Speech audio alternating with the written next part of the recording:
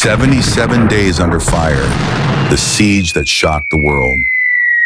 January 21st, 1968, mortars began to rain down on the base. 122-millimeter shells, 107-millimeter rockets, 82-millimeter mortars, over 300 rounds in the first strike. Explosions shook the valley. The sky over Khe Sanh turned into a sea of fire. That same month, deep in the mountains of Quảng Trị province, just miles from the Laotian border, stood a small outpost called Khe Sanh. Inside were about 6,000 U.S. Marines and several South Vietnamese Army units. It was a strategic position, guarding Route 9, the gateway to Laos and North Vietnam. But now they were isolated, surrounded by fog and fire. The bombardment destroyed ammo depots, cratered the runway, and left many Marines wounded. Planes couldn't land, and the valley echoed with the sound of incoming shells. From the western hills, 2 to 3 divisions of the People's Army of Vietnam closed in. An estimated 20,000 North Vietnamese troops surrounded a base barely a few square kilometers wide. Khe Sanh was officially under siege. All roads were cut. Resupply would now depend solely on airdrops. Inside, Marines dug deeper into the earth, waiting for each barrage to end before tending the wounded. From Washington came the order: Khe Sanh must not fall. The mission was clear: hold at all costs. And so began the longest and fiercest siege of the Vietnam War. A battle fought with bombs, artillery, and human will.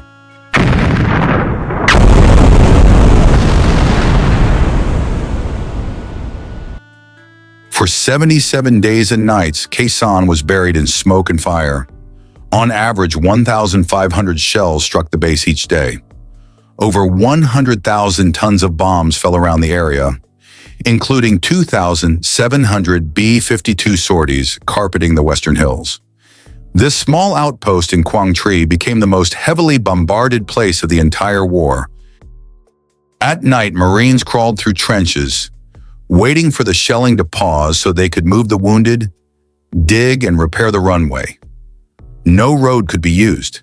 Every resupply had to come from the sky. The U.S. Air Force launched Operation Niagara. Endless bombing day and night turned Khe Sanh into scorched earth. People said, every square meter of ground around Khe Sanh was plowed by fire. In those cramped dirt bunkers, the soldiers held their ground. Cold, smoke, mud, and constant explosions turned Khe Sanh into a symbol of endurance.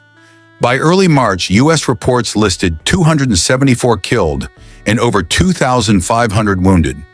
North Vietnamese losses remained disputed, but estimates ran into the thousands. Both sides believed they were changing the course of the war, yet the siege tightened. The sky over Quảng Trị stayed red every night.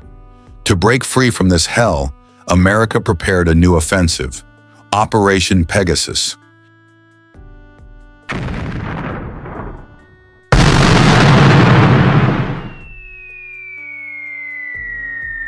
April 1st, 1968, Operation Pegasus began. Over 20,000 U.S. and South Vietnamese troops, including the 1st Air Cavalry Division, moved west along Route 9 from Dong Ha toward Khe Sanh. After 77 days under siege, it was time to cut through the mountains, with helicopters, artillery, and resolve. By late March, the situation inside the base was desperate. Shells still fell every hour. Supplies were running out. Washington had no choice but to act. Waves of Huey helicopters dropped troops onto hilltops along the Truong Son Range.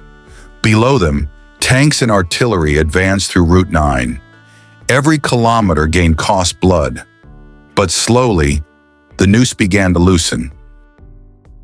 April 8th, the lead units reached the outskirts of the base. April 14th, the siege was officially broken. After 77 days of hell, Khe Sanh was relieved. The Marines who emerged were thin, hollow-eyed, exhausted, survivors of nearly 3 months underground. Around them lay barren hills, burnt vehicles, and smoke still rising from the craters. April 8th, the lead units reached the outskirts of the base. April 14th, the siege was officially broken. After 77 days of hell, Khe Sanh was relieved. The Marines who emerged were thin, hollow-eyed, exhausted, survivors of nearly 3 months underground. Around them lay barren hills, burnt vehicles, and smoke still rising from the craters. Khe Sanh was held, but the question remained, held for what? A shattered base, a victory with no celebration, and the debate over the meaning of Khe Sanh had only just begun.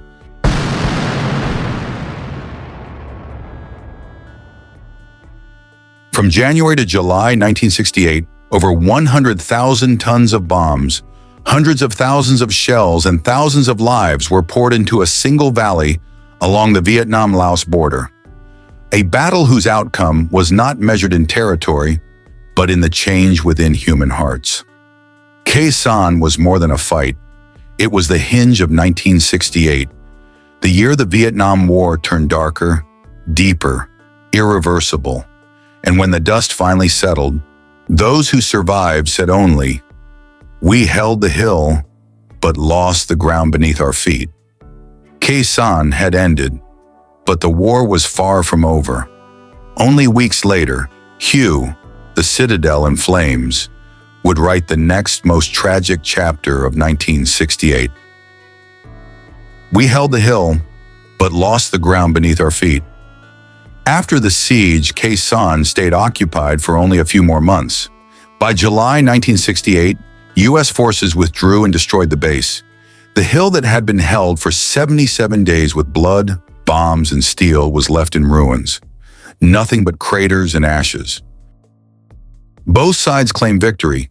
The U.S. said, "We held Khe Sanh." North Vietnam declared, "We achieved our strategic goal." While America's attention and firepower were fixed on Khe Sanh, the Tet Offensive erupted across the South. Many analysts later argued that Khe Sanh had been a perfect diversion, drawing U.S. forces away from the cities just before Tet began. To some historians, Khe Sanh was the ultimate test of modern warfare, where air power and artillery reached their limits and human endurance was pushed beyond measure. One thing is certain, Khe Sanh became a symbol of resilience and a turning point in perception as Americans began to ask, why hold an isolated base, buried in mines and mist? For what purpose?